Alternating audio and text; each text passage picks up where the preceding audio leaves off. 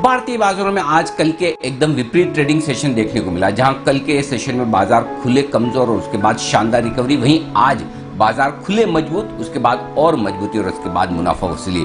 दिन के lower levels के आसपास निचले स्तरों पर बंद होते हुए नजर आए और जो दिन के दौरान कमजोरी आई, उस कमजोरी की बड़ी वजह यह थी कि शायद आईपीएल के सस्पेंड होने के बाद लोगों को डर ये है कि कहीं ऐसा ना हो कि देश भर में लॉकडाउन की स्थिति बने, और उस डर की वजह से बाजार में मुनाफा वसूली आती दिखी। ये तो कुछ न कुछ कारण है जो बाजार को हमेशा मिल जाते हैं करेक्शन के लिए, लेकिन बात यही है कि बाजार रेंज बाउंड है, जहां एक और बढ़ने के लिए कई कारण है। ग्लोबल मार्केट्स मजबूत हैं, बाजार ओवरसोल्ड है, पुट कॉल रेशियो काफी नीचे है, बाजार में पोजीशंस हल्की है और कोरोना के मामले 3 दिनों से लगातार कम होते दिख रहे हैं। इन सब ने मिलकर बाजार में भरा जोश और बाजार मजबूत खुले और मजबूत खुलने के बाद और बढ़े।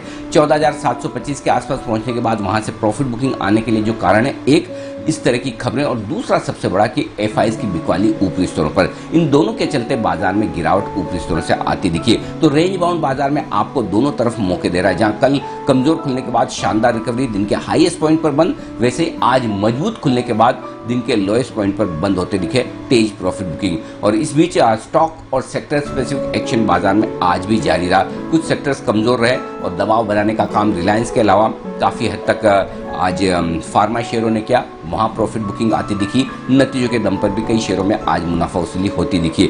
सेक्टोरल रोटेशन भी चल रहा है, जहां एक और मेटल्स और साथ ही शुगर शेयर जो बड़ी तेजी में भाग रहे थे मिड कैप शेयरों में, वहां आज ब्रेक लगा।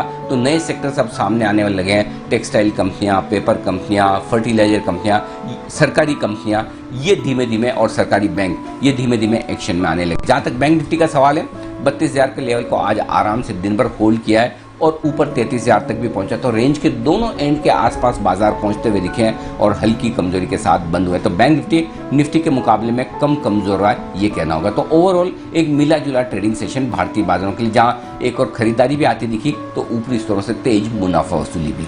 अब कल के लिए बाजार पर स्ट्रैटेजी अनिल जी से समझेंगे, लेकिन उससे पहले बाजार में आज जिस तरीके का कारोबार दिख,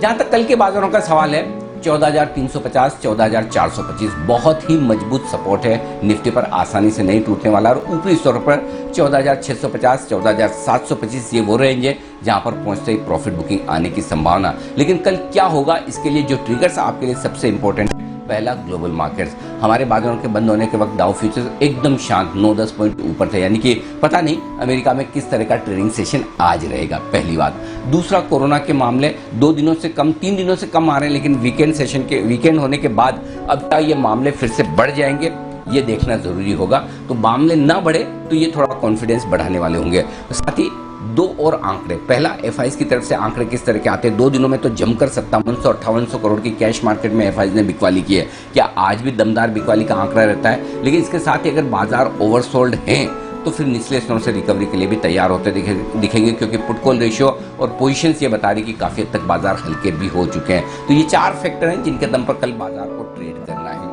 ऊपरी स्तरों पर आपने देख लिया 14,650, 14,725 की रेंज है। जहां तक बैंक निफ्टी का सवाल है, 31,700, 31,900 मजबूत सपोर्ट जो है बैंक निफ्टी के लिए कल के लिए, अगर हम 32,000 तोड़ते भी हैं तो। ऊपरी स्तरों पर वही 32,700 से लेकर 33,000 की रेंज है, जहां पर बैंक निफ्टी में कहीं न कहीं प्रॉफिट बुकिंग आती दिखेगी। कुछ मिड कैप शेयरों में, स्मॉल कैप शेयरों में आज प्रॉफिट बुकिंग दिखिए, सेक्टोरल चर्निंग होगी और अगले 1-2 दिनों के लिए सरकारी कंपनियां, सरकारी बैंक, पेपर, टेक्सटाइल, फर्टिलाइजर, ये सारे सेक्टर्स वापस से लाइमलाइट में आ सकते हैं। और 1-2 दिनों में अच्छा करेक्शन अगर हो जाता है तो शुगर और मेटल शेयर फिर से निचले स्तरों पर खरीदारी का मौका देंगे। तो हल्के फुल्के करेक्शन के बाद जिन सेक्टर्स में तेजी है वो फिर से बढ़ेंगे, इसलिए डरने घबराने की जरूरत नहीं है। लेकिन सेक्टोरल रोटेशन बाजार में होता हुआ आपको नजर आएगा, उस पर आपको फोकस करना है।